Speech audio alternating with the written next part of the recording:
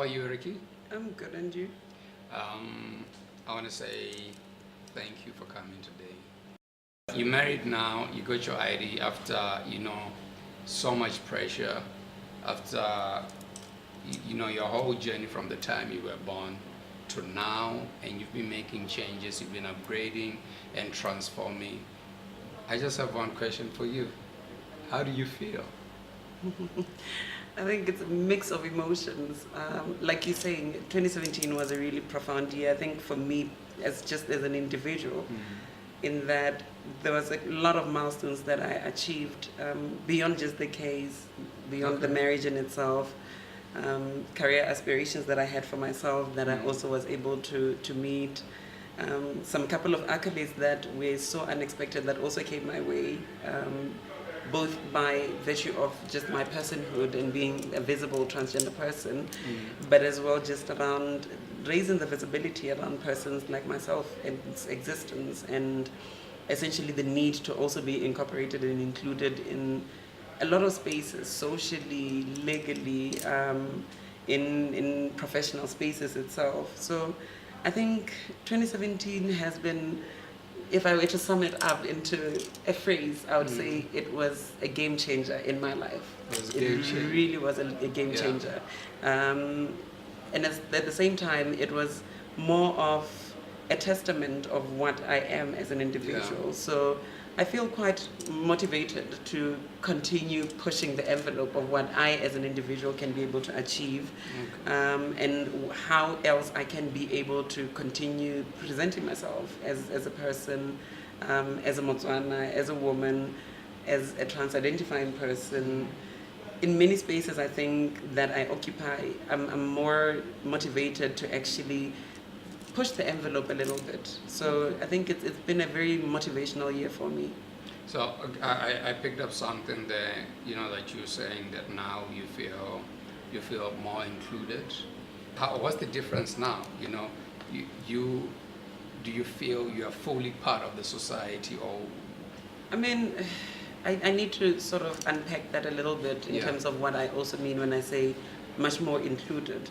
With the visibility that I think myself and many other persons have raised just about the existence of trans persons, there is a recognition that has now come to the fact that people generally are not so binary as we've been told, as we were raised to believe, that this is a fact that you're born man and woman, male and female, and that's where it ends. There's a much more better appreciation of the nuance of a person as something that evolves throughout its whole entire life. There's a conversation that right now we've now catalyzed that has not been had for a long time. I've always felt a part of different spaces that I occupy because I have made sure that in those spaces that I'm given platform, be it at church, be it at home, be it at work, be it at school, that I'm a person who achieves, I'm a person who is present, I'm a person who's very active in whatever space that I'm given. But I think for the longest time, I have felt that there was a somewhat of an invisibilization of the narrative that myself and many other trans persons carry, which for me, at this point in time, when I say now we're included in a discussion about what is a person. We're included in a conversation of who is a Motswana citizen.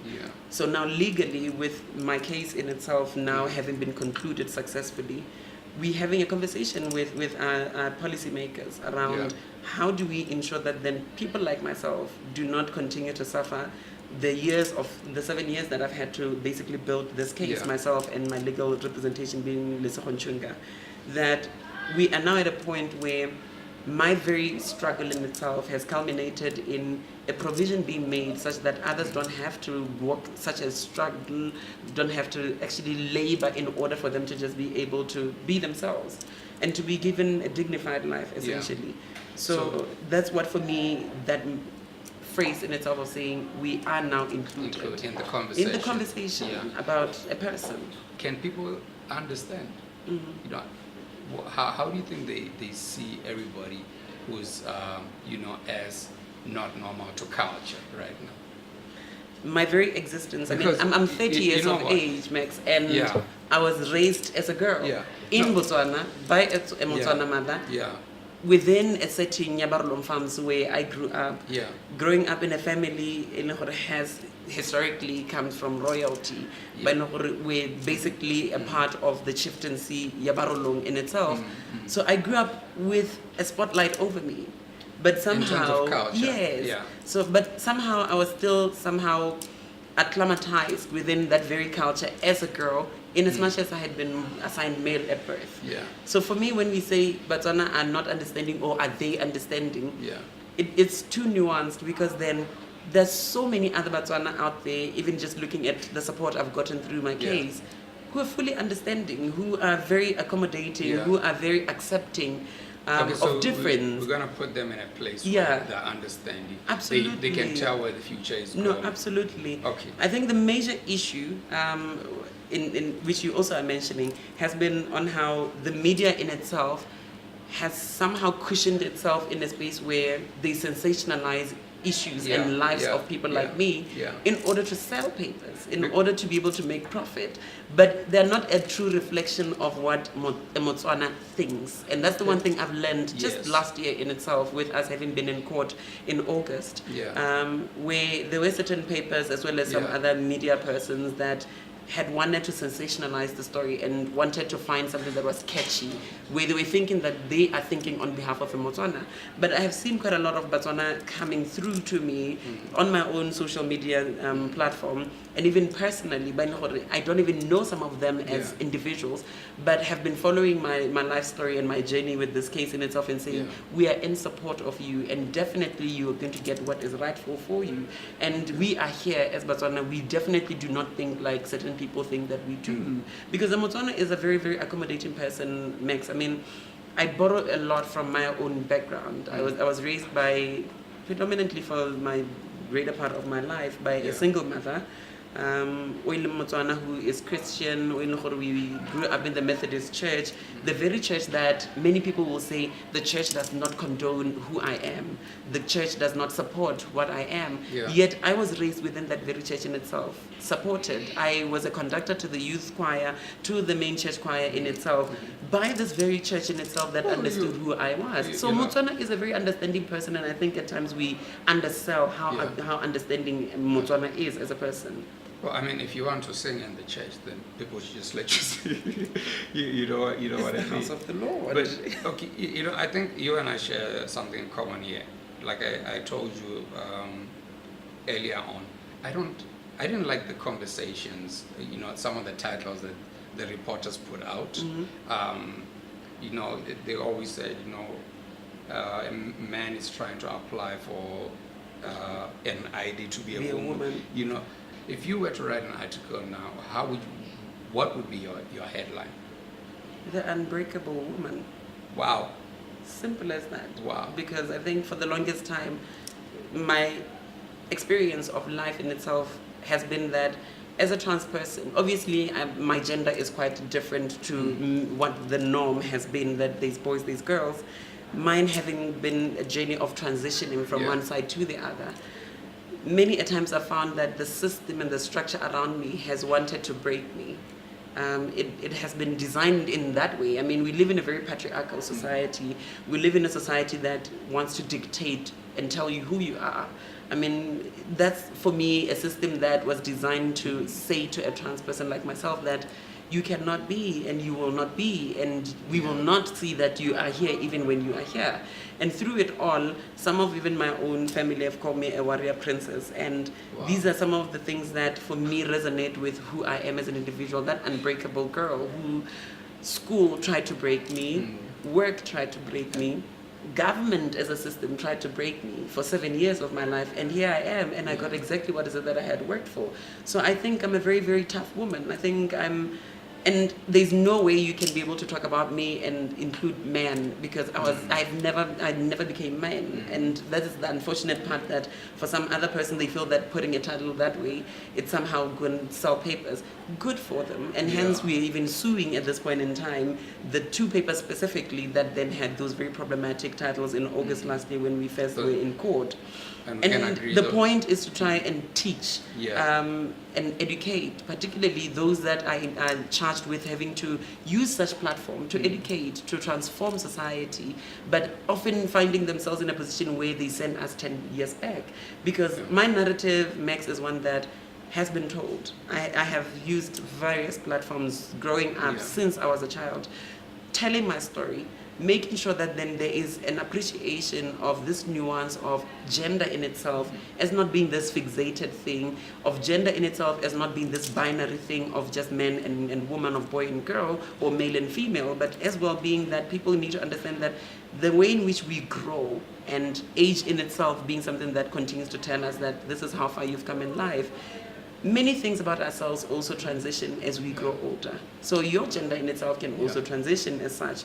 So I think it's been a sad realization that we still have certain persons who are in the media who are tasked with the responsibility of really being able to push us forward as a people, be able to ensure that we as a nation appreciate who we are right now and not what we used to be.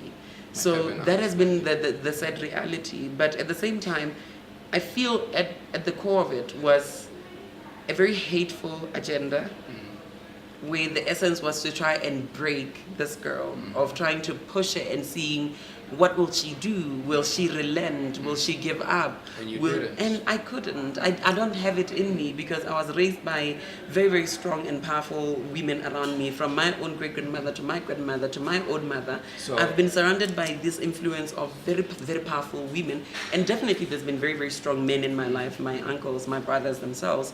But as a woman looking up to what for me were role models, these are women that I have seen life throw curveballs at them. I saw my own mother having to instigate a divorce against the man who was not only abusing her, but also her own children, coming to a point where she had to realize that I ultimately have a responsibility as a mother to these little people to ensure that they grow up in a very happy environment that fosters them to become anything that they want to become. So I'm not one who can be broken, basically. It's not possible. But I think it's important that I also realize that I realized throughout the whole entire process of last year being in court and just my experience with some of the media houses that we still have a lot of work to do.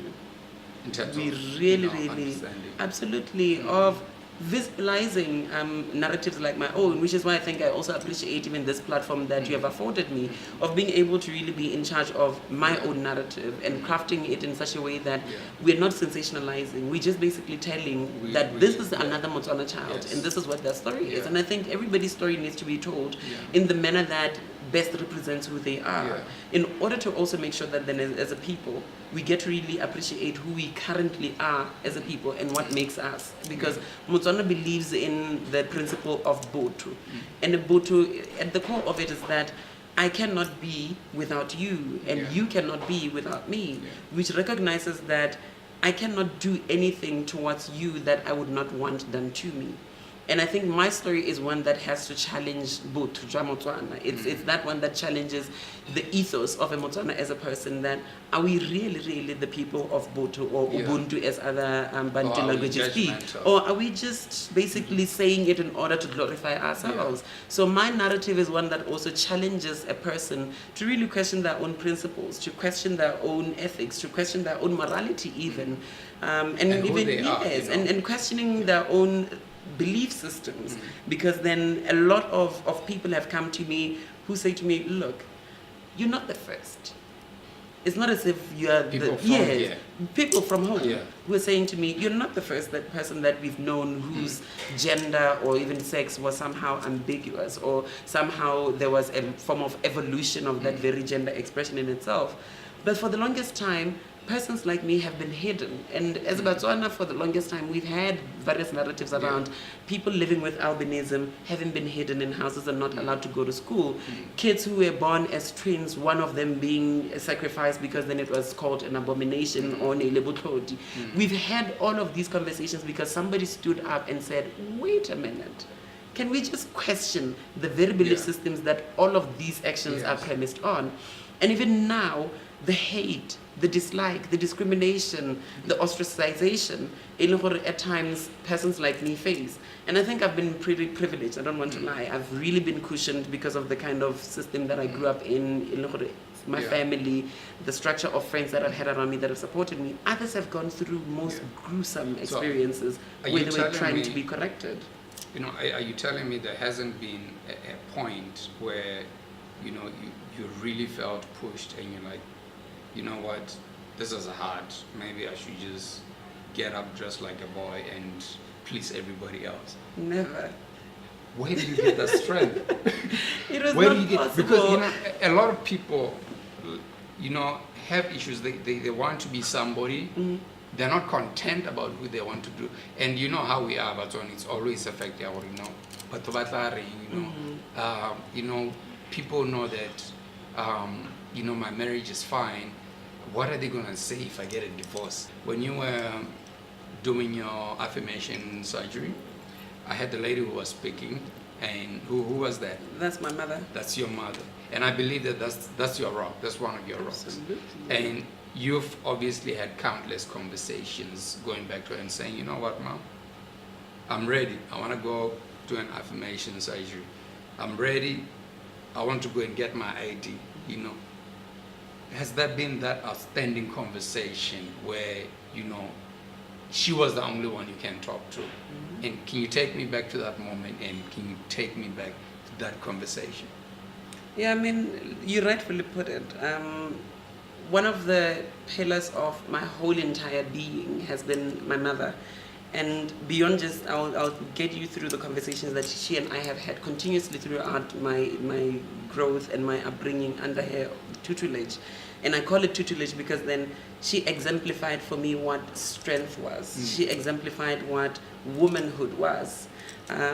Growing up, my mother had been somebody who, she was married very young. She had me very young herself. She was only 17 going into 18. So there's a very, very small age difference, like 18 years between her and I. So growing up, my mother was like, she's always been my friend. Even now, she's my best friend. She's somebody who has always created a platform at home for us to be able to speak to her. Because the one thing that she recognized was that she was the only parent, for me specifically, that I had. She was mom and dad in one. And after the divorce.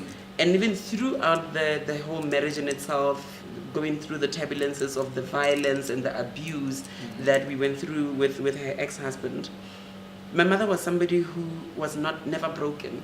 She had a smile on her face every single day. She was a happy person. She was never those women by Nahori you would find them moping and feeling sorry for themselves. Even going through it, I mean, earlier when you and I even had some little discussions that we were having building up to this moment, I was telling you about this woman who basically stayed in this marriage because she was doing this for us, where she felt, like you were saying, people expect that you are married and marriage is for life, basically. So even if it's the most horrendous space for you to be in, you must just stick it through. And many a times the reasoning was that for the children. And my mother was somebody who was very approachable to us when we were growing as kids, to a point that we had a conversation with her, and I was very little. I think this was me 8, 9 years, which was around the time that then the separation began and the divorce happened, where I sat down with her and she did not reprimand me for speaking out of turn and basically saying to her, look, you and this man cannot be together. He's going to kill you, and we cannot afford to lose you. We can rather be without him because he is just a monster of a human being that we certainly do not want to live with. But we want to live with you, and we think that we are happier when he's not here, when we are with you. So we would rather be in a good space to just be with you alone. And she made a conscious decision at that very point that she went, I remember at the time there wasn't many of these litigation organizations that we now have that take cases pro bono, and she went to Basadi. It was still in Muchudi, I think, at the time, and she took it upon herself to actually make sure she provided for us, because she realized that our lives were in danger, and as children we were not having a happy childhood that we deserved. So I saw a woman who was able to go get her own. And that is how I grew up. That's the woman who was my role model. She remains my role model. I mean, we can talk about a lot of women who, for me, are influential. She's at the top of that very peak in itself. And as I grew up, my mom was somebody who understood me more than any other person did. And at the core of everything that my mom did was about, I want you to be happy. And this is something that I grew up with, that my happiness comes first. Like as an individual, that's the thing that my mother ingrained in me, that so long as you are happy, so long as you're not harming yourself, and so long as you're not harming another person, I am happy with you, whatever it is that you want to be. So you tell me what is it that you expect out of me as your parent. What do you want me to do? And that's how I basically also worked with my own mother to craft her own mothership. This is the woman who basically allowed me to help her be able to raise me accordingly. And that is how then I was very much from the age of like 9, 10, raised as a girl. Prior to that, there had been attempts, going back to the question that you were asking me, there had been attempts to make a boy out of me, which were failing dismally, because then I would be put into boys' clothes, and I would be most uncomfortable. I mean, this person that I am. As in, let's go to church. Yes, we would just, it would be a fight in my house, because on Sundays, we used to go to this church that my mother was married into called the Old Apostolic Church of Africa. And with them, there's a very strict code of dress code. Men would have to wear, males, let me put it that way, need to dress as you are, with a tie. Black and white suit. Absolutely. And then the women have to be in white, all white from head to toe, with pantyhoses and whatever. And now growing up in that space, it was so traumatic for me. You had to go with your siblings. And I had to go with my siblings, and I had to go with my stepdad at the time, and with my mom. Your siblings, is it 2 brothers? 2 brothers after me, yeah. So it was this very uncomfortable space of having, where I felt I was pretending, and I didn't understand why is it that I need to pretend. I didn't even want to fit in. I mean, Maxwell, for me, I already knew what I was, and I knew that I was a girl early on when I was 4. And now to be living in a space where people are saying, no, you're not a girl, you're a boy, and you cannot wear like girls, you're going to wear like boys. It was just the most confusing experience of my life, and I had no aspiration of wanting to be a boy, because I was never able to. I didn't have it in me. But then I was forced in that space, and I think out of that is what my mother realized, that she was forcing matters in trying to raise me as a boy, because of that expectation of having been assigned male when I was born. And at some point now, when the ex-husband is now out of the picture, is where my mother is realizing that I'm the only person that this child and these 3 children have as a parent. So it was interesting that out of what to any other person would have been a process that could, or an experience that could have broken her and even broken us as children, out of it came this Wonder Woman who was just like, I'm going to make sure that you have the best of life that life can offer you. And tell me how I make sure that as your mom, I do not put you through experiences that are painful, that are hurtful, that are degrading, that hurt you. She wanted to make sure that then we, from then on, had a happy narrative to be able to tell about our upbringing under her. Would you have done it without your mother? Or do you think it would have been like 10 times harder? It would have been 10 times harder. It really would have been very, very difficult. Because even bringing her own family, which is now the bigger Kgositau clan, bringing them on board, for them to also come to now raise me accordingly, it was because of this woman who stood literally like a mother hen and said, my child will not be made to do boys things because she's not a boy. My child will not be forced to dress like a boy because she's not a boy. My child will not be expected to be anything else that she's not.